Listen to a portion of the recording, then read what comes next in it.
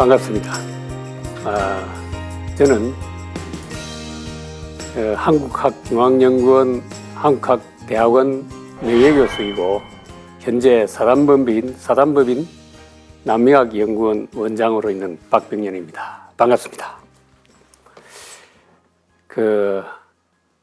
여러분 태계 이황 선생 잘 아시죠? 네. 남명 조식 선생 들어보셨어요? 네. 들어보신 분 있고 또 안 들어본 분이 있습니다. 오늘은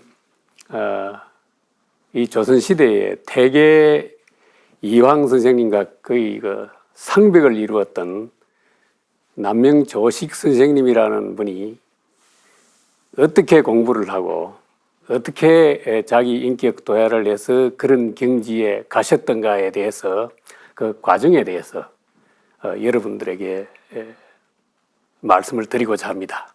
그리고 이것이 또 그런 최고의 경지에까지 갈 수 있는 특별한 공부법이라는 게 어떤 것이 있었던가를 여러분들에게 들려주려고 합니다.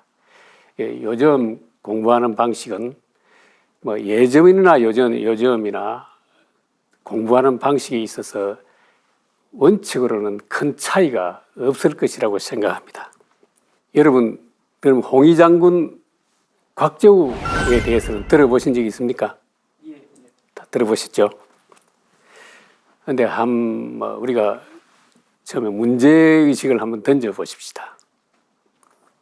임진왜란이 일어났을 때에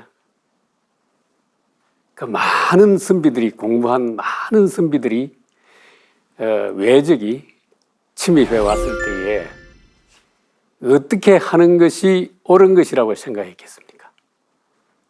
도망가는 게 옳다고 생각했겠습니까? 맞붙어 싸워서 물리쳐야 한다고 생각하는 것이 옳았겠습니까? 물리쳐야 된다고 많은 공부한 분들이 선비들이 그렇게 생각했을 것입니다. 그런데 실제로 물리치는데 선봉의 선분들은 의외로 적죠. 예를 들어서 100명이 있다면 적어도 90% 이상은 도망을 선택하고 겨우 극소수만이 맞붙어 싸우리고 생각했을 것입니다. 실제로도 임진왜란 때에는 경상도 방어 총사령관이라고 할 수 있는 김수라는 분이 도망을 쳤습니다. 실제로는 선조 임금까지, 요즘 말하면 대통령께서도 도망을 쳤죠.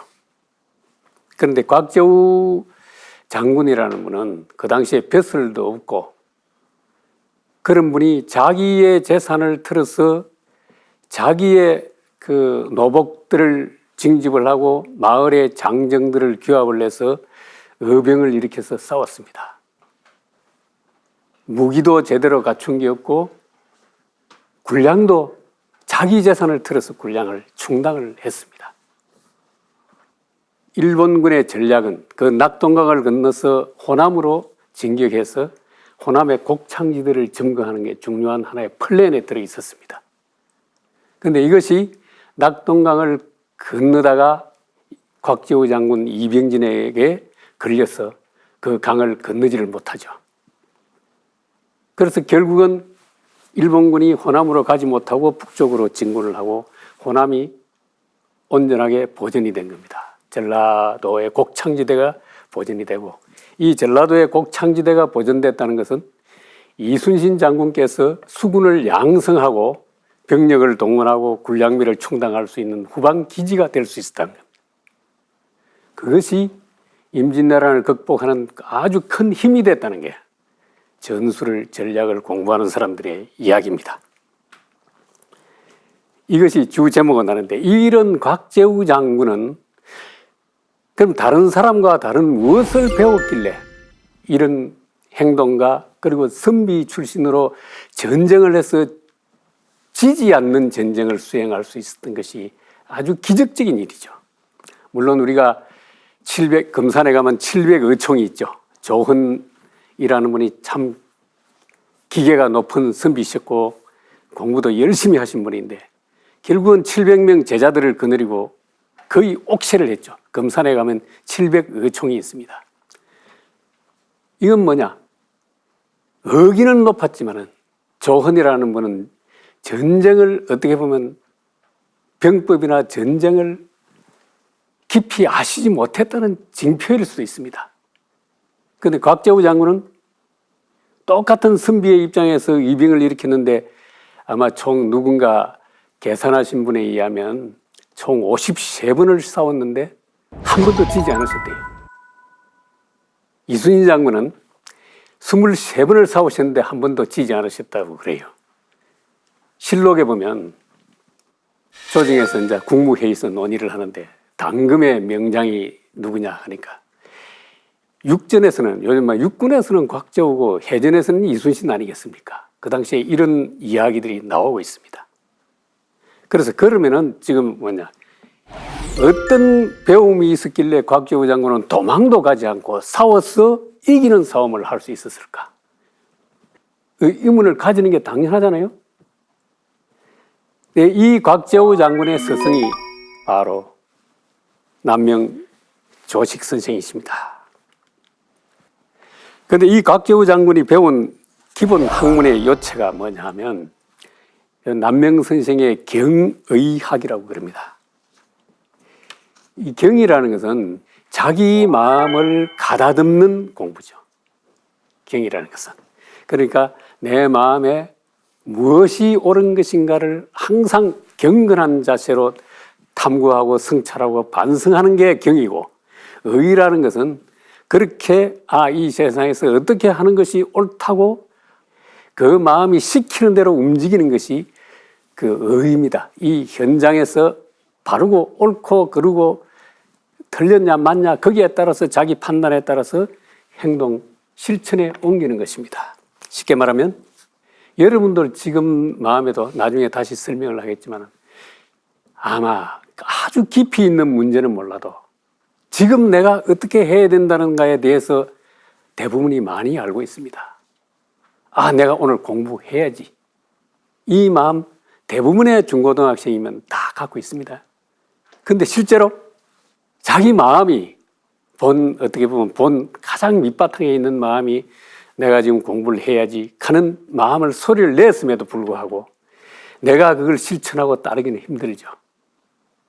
경이라는 것은 바로 그런 마음의 소리가 왕성하게 울릴 수 있도록 자기를 다른 잡념을 없애는 것이 경이고, 어떤 의미로 하면 공부를 해야 당연한 그 소리가 강력하게 울릴 수 있도록 잡념을 제거를 해주는 것이 경이고, 의라는 것은 바로 공부를 하는 게 의입니다. 그러니까 그것이 옳다고 판단했으면 바로 가서 공부를 하는 게 의죠. 그런데 중간에 오늘 누구 만나야지, 누굴 만나서 클럽에 가야지, 예를 들어 해야지, 이런 생각이 딱 들어오는 순간 그 옳은 생각이 났던 게 사그러져 버리죠. 그죠? 그래서 안 되는 거죠. 남명 선생의 경의학은 쉽게 말하면 바로 그겁니다. 어떻게 그런 공부를 해 나갈 것인가. 곽재우 장군은 이걸 공부를 하신 거죠. 자, 경이라는 것은 외적이 쳐들어왔다. 얘네들하고 싸워서 우리 고향을 지켜야지, 나라를 지켜야지 하는 그 마음은 양심, 본 마음에서 우러나오는 소리다. 그러면 그 순간에 남명 선생이 말하기를 그 마음의 명령이 떨어졌을 때는 다른 생각 없이 행동으로 이걸 가르치시는 거예요.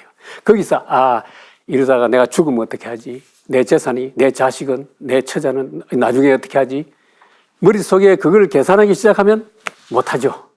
대부분의 사람들이 그렇습니다. 곽재우 장군의 위대한 점은 이건 싸워야 되는 것이다 할 때는 그 판단에 따라서 자기 재산을 투여를 해서 장정들을 모으고 자기 노복들을 거느리고 자기 재산을 털어서 먹여서 전쟁에 나간 겁니다. 그게 경의하기 쉽게 할 수 없는 문제죠. 그겁니다. 자, 그러면 이런 곽재우 장군의 스승이신 남명 조식이라는 분이 어떤 분이냐? 여러분, 아까 우리가 태계 선생님이나 율곡 선생님에 대해서는 교과서도 요즘은 남명 선생님도 많이 이야기 되지만은 그보다는 덜 알려져 있죠. 근데 이분은 1501년에 태어나셔가지고 1572년 소위 말하는 명종, 중종에서 명종 이 시기를 주로 사신 그런 분입니다. 원래는 어렸을 때는 합천에서 태어나셨다가 자기 부친께서 요즘 말하는 고등고시 합격해서 서울에 벼슬 살러 왔을 때 4살 정도 때 서울에 올라와서 서울 근처에서 부친을 따라서 한 23, 4세까지 보냅니다. 그러니까 서울에서 많이 문화를 흡수를 하고 공부도 하신 분이죠. 그러다가 부친이 돌아가시면서 시골로 내려가셔가지고 그 이후로는 한 번 딱 서울에 올라오시고 안 올라오시고 꾸준히 자기 공부를 하시고 제자들을 양성을 하신 그런 분입니다. 근데 이분이 이제 그 시골에서 그런 공부를 하면서 이 자기 마음을 다스리는 데는 유명한 경이금과 성성자라는 칼과 방울을 차고 다니면서 항상 마음이 혼침, 그러니까 어지럽지 않게 올곧게 밝은 마음을 가질 수 있도록끔 수양을 하시고, 그런 다음에 그런 마음이 시키는 바른 일은 항상 바로 실천해보는 그런 걸 일상에서 체험하고 가르치고 그러셨습니다. 그러면서 그러면 이분이 책은 안 보고 그냥 그것만 했겠냐. 아주 공부는 정밀하게 공부를 하십니다. 이 공법은 또 나중에 말씀을 드리도록 하겠습니다. 그래서 이렇게 양성한 그 제자들이 뛰어난 분들이 많습니다. 경상도의 이병 3대 대장이라고 할 수 있는 홍의장군 각재우, 정인홍, 김면 이런 분을 위시해서 그 제자 50여 명이 소위 관에서 지원을 받지 않고 자기들끼리 단합을 해서 자기 재산을 틀어서 서로 협조를 해서 의병을 해서 일본군을 호남으로 진격하는 일본군을 막았습니다. 이것이 아까 말씀드렸다시피 이순신 장군께서 수군을 온전히 보존을 해서 국가를 다시 일으켜 세울 수 있는 기반을 마련한 큰 힘이 되었다는 거죠. 여기 보면 정탁, 정구, 김우경, 김우원 그 조선시대는 내놓으라 하는 선비들이 이 남명조식 선생의 제자였습니다. 저기에 쓰여 있지만은 그래서 이런 제자들이 저런 국가 위기 상황에서 저런 행동과 실천을 하셨기 때문에 교육적 효과라는 측면에서는 매우 특이한 현상이었고 이렇게 근래 학자들도 그렇게 보고 있습니다. 그래서 한국 교육사라고 최초의 교육의 역사를 저술한 이만규라는 분이 계셨는데 이분이 그 책에 쓰시기를 아마 교육이라는 측면에서는 어떻게 보면 남명 선생이 태계 선생보다 앞에 있는 것이 아니겠느냐 이런 말씀을 하실 정도였어요. 여러분들이 주변에 내가 공부하고 학습하고 내 행동하고 이 학생 생활을 하는 데 있어서 학교 교실에 가면 거푼 교훈 이런 걸 많이 써놨죠. 바르게 살자 어떻게 하자 이런 게 많이 붙여놨죠. 예전에 공부하는 분들도 마찬가지였습니다. 예를 들면 노력은 성공의 어머니다. 하루라도 책을 읽지 않으면 입안에 가시가 돈다. 이건 유명한 안중근 이사께서 그 한문으로 글 써놓은데 이 유명한 글귀죠. 하루라도 1일 부독 쓰면 그 중에 가시가 돋는다. 입에 가시가 돋는다. 이런 말씀도 했고 유명한 조선시대 학문 가장 권위 있는 학문이었던 주자학의 주자는 소년은 늙기 쉽고 배움은 이루기 어렵나니 잠깐의 시간도 가볍게 헛송해서는 안 된다. 이거 우리들이 초등학교 다닐 때만 해도 많이 외웠거든요. 소년 인호 학난성하고 일촌강음 불가경이라 저기 쓰여 있잖아요. 아마 이거 외에도 많은 격언들을 여러분들 모르는 사람이 없을 것입니다. 근데 그걸 알고 있음에도 왜 공부하기가 쉽지 않고 학업은 물론 자신의 인격을 조금이라도 진보하게 만들어가기 어려울까? 이건 오늘날의 문제만이 아니고 옛날에도 똑같은 인간인 이상 당면할 수밖에 없는 근본 문제였습니다. 지금만이 여러분에게 앞에 부딪히는 문제가 아니죠. 근데 이 원인을 남명근 선생은 딱 한 말씀만, 아는 것을 행동으로 옮기지 않는 거, 실천하지 않기 때문에 그런 것이다. 근데 이 아는 것도 청차가 있죠. 아주 깊이 있는 것은 여러분들이 연구를 하고 독서를 하고 종합적으로 판단을 하지 않으면 모르는 경우가 많겠죠. 예를 들면 요즘 정치 같은 경우에 여러분들이 순간적으로 남이 뭐 하자고 해서 따라갈 수 있는 게 아니잖아요. 이게 뭐가 옳은지에 대해서 여러분들이 남의 이야기만 듣고 판단할 수는 없다 이 말이에요. 그러면 자기가 필요한 지식을 얻기 위해서 도서관에서 책도 찾아보고 읽고 공부도 하고 이렇게 해야 되겠죠. 그래야 이게 맞는 것 같다. 그럼에도 이게 선뜻 하기 어렵지만은 간단한 것도 많잖아요. 부모 속썩이지 말자. 내일 숙제 미루지 말자. 오늘 할 일 내일로 미루지 말자. 이런 간단한 것들 있잖아요. 이런 거는 내가 공부를 하고 남에게 물어보지 않아도 당연히 아는 거잖아요. 쉬운 것부터 실천해야 되는 거예요.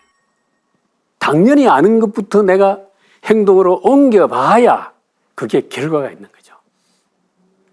아무리 머릿속에 좋은 생각만 하는 것만 해도 고마운 일이지만 좋은 생각만 한다고 그것이 곧바로 뭔가 결과로 드러나는 게 아니잖아요.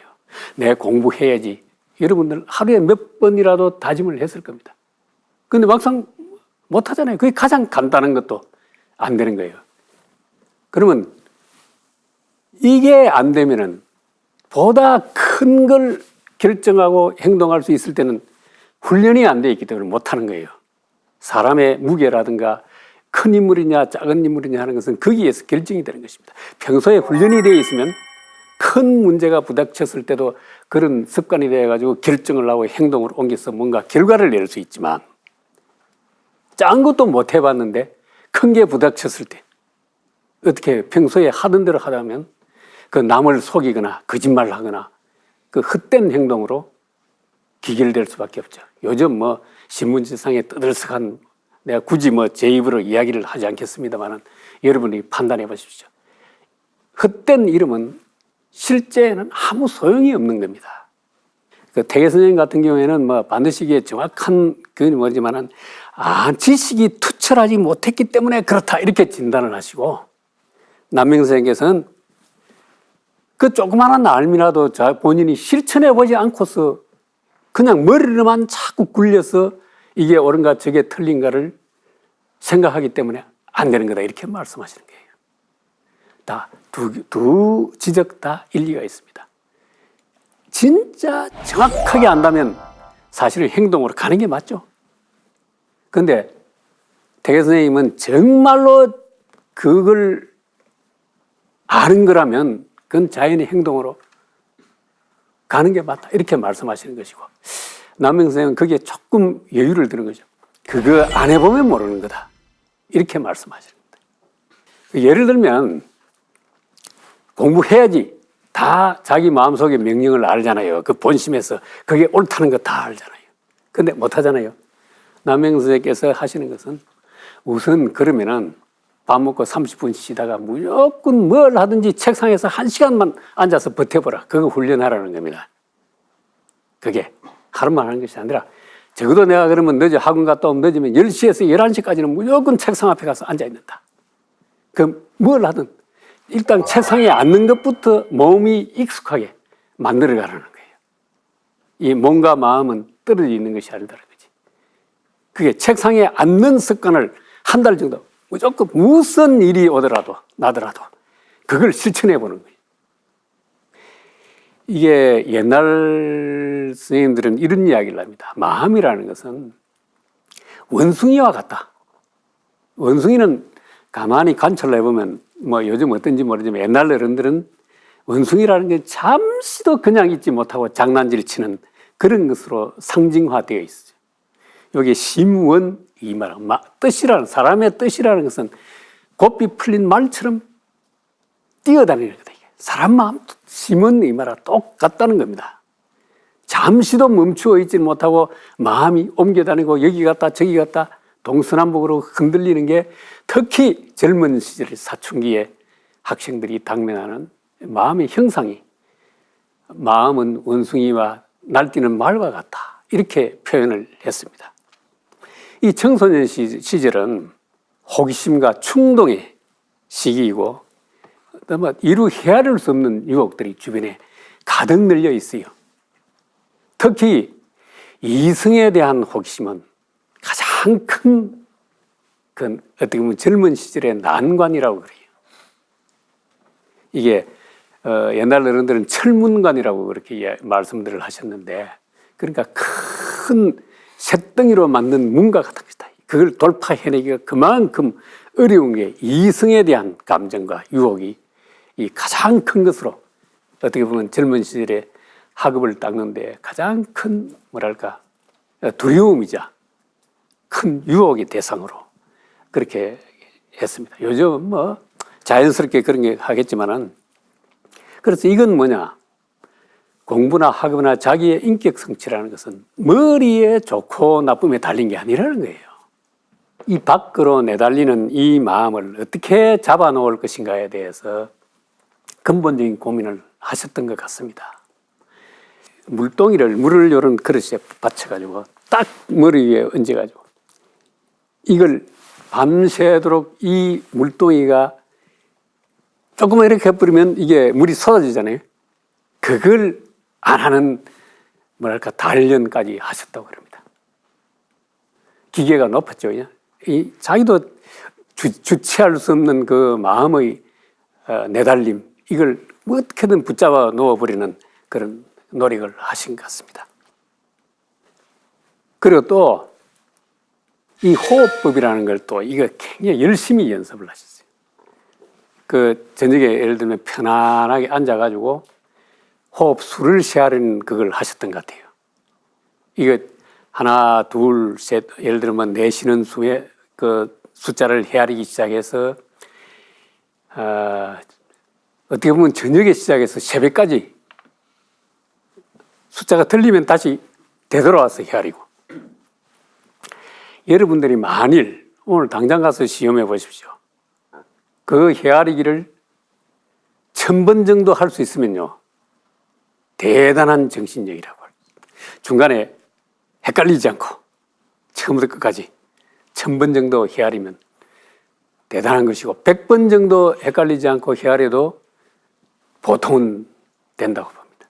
근데 이게 30분, 40분 가서 자꾸 헷갈려서 다시 돌아오면 하면은 여러분들이 정신력이 조금 집중도가 약하다, 이렇게 생각하시면 될 겁니다. 이런 단련을 젊은 시절에 꾸준히 하셨던 것으로 그렇게 보입니다.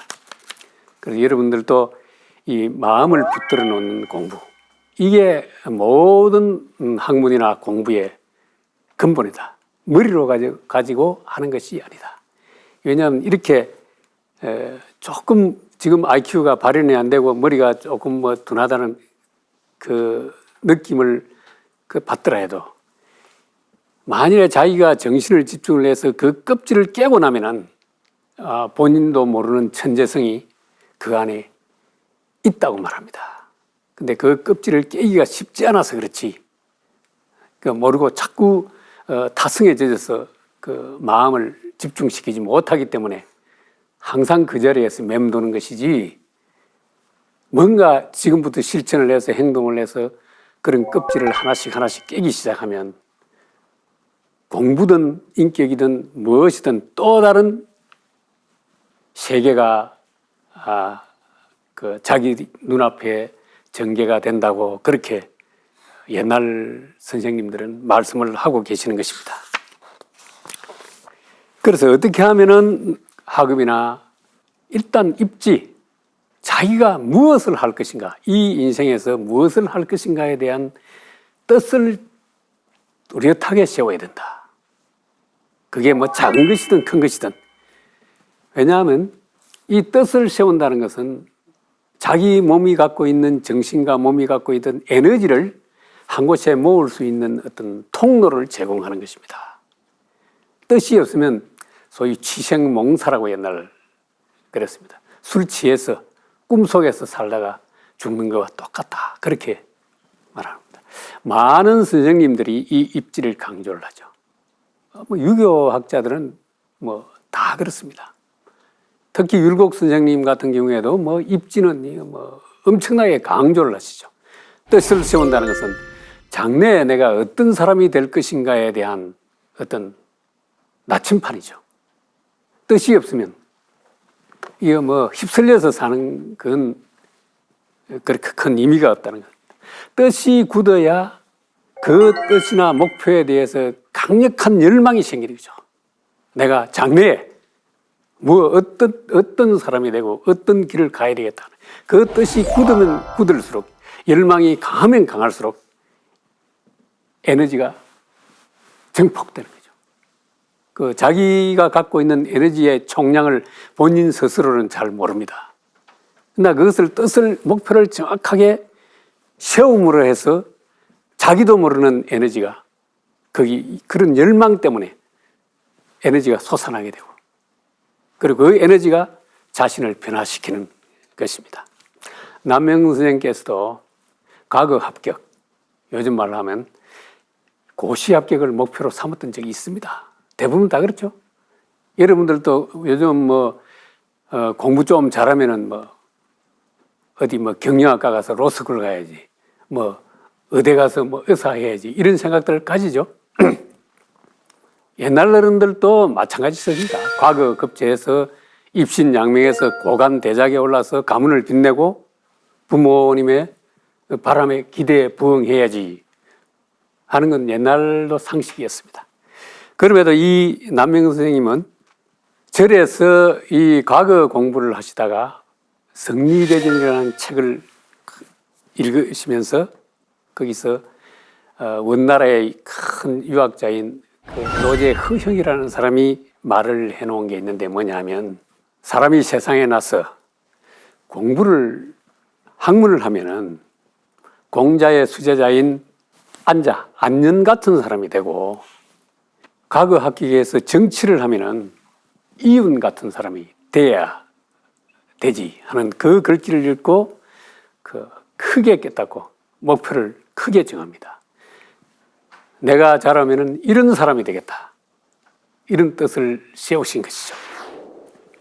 그리고 남명이라는 호 자체가 장자의 소요유라는 유명한 그 편이 있는데 거기에 북명적 북쪽 바다에 곤이라는 조그마한 물고기가 있는데 이 물고기가 내 꿈은 나중에 내가 커서 자라서 저 남쪽 큰 바다에 가보는 게 내 꿈이다. 그 입지죠. 그 조그마한 물고기가 그런 뜻을 세워서 끊임없이 노력을 해서 붕이라는 봉황보다도 더 큰 날개를 펴면 삼천리까지 펼쳐진다는 그런 붕새가 대붕이 되어서 남쪽으로 날아가더라 하는 그런 장자 소요유에 나오는 거기에서 이 남명 선생은 자기 호를 택하신 거예요. 여러분은 지금 곤이라는 조그마한 물고기일지 모릅니다. 그런데 이 곤의 물고기처럼 나중에 나도 큰 대붕이 되어서 날아서 큰 인물이 되겠다 하는 그런 목표를 세우지 말라는 법이 있습니까? 이 조그마한 물고기가 대붕이 된다는 것도 어려운데, 그죠? 근데 여러분은 그 잠재된 거는 아무도 그 능력은 누구도 모르는 거죠. 여러분 스스로가 나는 아니야. 이게 아닌 나는. 그 이 입지를 뜻을 어떻게 세우느냐가 이것이 씨앗이 되었어. 스스로가 제안하지 않는 난 어느 누구도 여러분들이 그런 사람이 그런 큰 인물이 되는 것을 제안하는 사람이 없습니다. 자기 스스로가 제안하는 것이지. 이건 뭐 여러 가지 또 환경이나 남 탓할 필요가 없는 거죠. 그만큼 내 주체의식이 강하고 입지가 튼튼하면 충분히 그렇게 된다. 이렇게 말씀을 하고 계시는 것입니다. 이 남명 선생께서 제자들을 가르친 그 유명한 장소가 제 경상남도 산청에 가면 요즘 그 유명한 지리산 올라가는 중리로 올라가는 관광 코스 옆에 있는데 초가상관입니다. 지금은 기와를 이렇게 입혀놨는데 아주 자그마한 집이에요. 여기서 그렇게 뛰어난 인재들을 가르쳤는데 기회가 되면 한번 가보십시오. 산천제라고 그래요.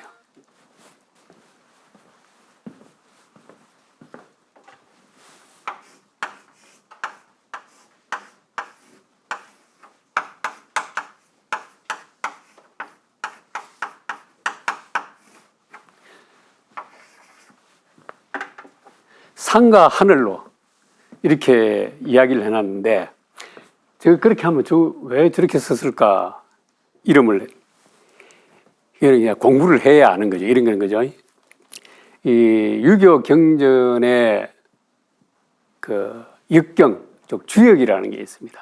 주역에 보면 64개의 개가 있는데 이것도 나중에 여러분들이 이제 커서 어른이 되고 하면 뭐 이과로 가든 문과로 가든 한 번은 읽어봐도 좋을 만한 책입니다. 한번 보시는데 그 중에 대축계라는 게 있습니다. 대축.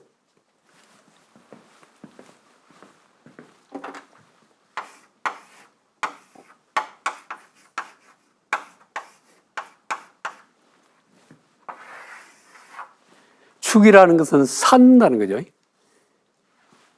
크게 삼는다. 크게 축적한다. 크게 축적하는, 크게 능력을 배양하는 그런 집이다. 이렇게 해서 산천제라는 이름을 붙였습니다. 그래서 뭐 요즘 서울대 공대에서 공대 그 교수님들이 모여서 축적의 시간 하는 그런 비슷한 책을 냈다고 그러잖아요. 우리가 왜 앞으로 경제 발전을 하고 과학 발전을 하려고 그러면 축적이라는 게 얼마나 중요한가 하는 것에 대해서 여러 교수님들이 그런 책을 쓰셨는데 어떻게 보면 내 자신에 대한 지식이든지 뭐든지 훈련이든지 운동이든지 인풋이 없이 어떻게 아웃풋이 나오겠어요. 축적이라는 것은 어떻게 보면 지식과 능력을 축적시키는 거죠. 축적시켜야만이 뭔가 해낼 수 있는 에너지가 있는 것입니다. 여러분들 저수지 봤잖아요. 저수지가 둑을 크게 만들어서 거기에 물을 채우지 않고는 뭘 할 수가 없죠. 그 저수지가 비어 가지고는 농사를 지을 수가 없습니다. 거기에 물을 축적을 해놓아야만이 필요할 때 쓸 수 있는 거죠. 여러분들 평소에 책을 많이 읽지 않고 뭔가 인풋을 공부를 많이 해놓지 않고 막상 시험에 뭔가 쓰려고 그러면 할 수가 없죠. 그런 뭐 간단하게 말씀드리면 그런 의미로 책을 쓰신 것입니다. 공부를 할 때 지금은 모든 면에서 지식을 축적하고 이런 뭐 건강도 축적하고 이 축적해야 될 것이 많잖아요. 특히 젊은 시절에는 축적해야 될 게 많죠. 뭘 축적해야 되는가 하는 것은 여러분 필요에 따라서 또 방향에 따라서 정해야죠. 그래서 이런 상징적으로 자기 제자들한테 여기는 너네들이 내가 스승인 내가 축적하는 것이 아니라 나도 물론 하겠지만 너희들이 여기 와서는 무엇 하나라도 얻어서 자기 마음속에 가두고 그것이 나중에 필요할 때 에너지가 될 수 있는 능력을 배양하고 힘을 키워라 하는 그런 의미로 저 초가상간 조그마한 오두막 공부방 이름을 산천제라고 이름을 짓고 제자들을 가르치신 것입니다. 그래서 이 다음 시간에는 구체적으로 들어가서 그 어떤 방식으로 남명석의 제자들을 가르치고 어떻게 공부하면 오늘의 내가 아니라 내일의 내가 조금 더 진보된 조금 더 나은 사람이 되어 있을 수 있는가에 대한 가르침의 요점을 여러분들에게 전달해 주는 시간을 가질까 합니다. 자, 다음 시간에 뵙도록 하겠습니다.